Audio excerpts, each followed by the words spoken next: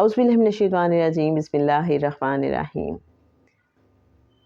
اللہم صلی علی سیدنا و مولانا محمد معدن الجود والکرم وعلی آلہ وبارک وسلم۔ محترم خواتین و حضرات، السلام علیکم۔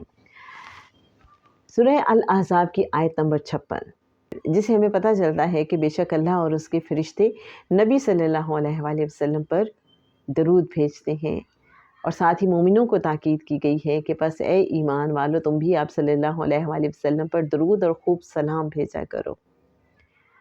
ان اللہ و ملائکتہ یصلون علی النبی یا ایھا الذین آمنوا صلوا علیہ وسلموا تسلیما۔ اچھا، اس کو ہم ہمیشہ آیت کے طور پہ ہی لیتے تھے۔ ریسنٹلی میں ایک کتاب پڑھ رہی تھی، برکات درود و سلام اور زیارت رسول صلی اللہ علیہ وآلہ وسلم۔ اس میں کچھ بہنوں نے اپنے خواب بیان کیے ہوئے تھے، جس سے یہ سمجھ آئی کہ جن کو شوق تھا کہ انہیں آقا صلی اللہ علیہ وآلہ وسلم کی زیارت نصیب ہو، تو ان کو یہ آیت عطا کی گئی کہ آپ یہ آیت پڑھا کریں۔ اور اسی طرح سے ایک بہن نے اپنا خواب یہ بیان کیا ہوا تھا کہ وہ یہ آیت کثرت سے چونکہ پڑھتی تھیں تو انہیں آقا صلی اللہ علیہ وآلہ وسلم کی زیارت نصیب ہوئی۔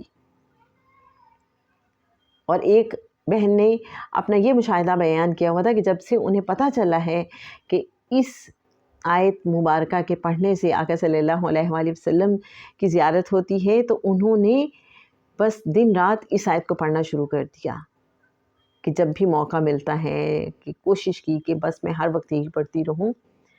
تو کہتی ہیں کہ پھر مجھے آقا صلی اللہ علیہ وآلہ وسلم کی زیارت نصیب ہوئی۔ تو پتہ یہ چلا کہ اگر ہمارے معمولات میں یہ آیت مبارکہ نہیں ہے تو ہم اس کو شامل کر لیں۔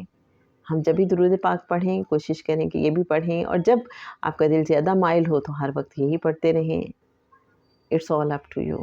لیکن اس آیت مبارکہ کی تلاوت کے، اس کے ورد کے بھی ہمیں پتہ چلا کہ بہت زیادہ فائدے ہیں، اور اس آیت مبارکہ کے ورد سے آقا صلی اللہ علیہ وآلہ وسلم کی زیارت نصیب ہوتی ہے۔ ان اللہ و ملائکتہ یصلون علی النبی یا ایھا الذین آمنوا صلوا علیہ وسلموا تسلیما۔ اللہم صلی علی سیدنا و مولانا محمد معدن الجود والکرم وعلی آلہ وبارک وسلم۔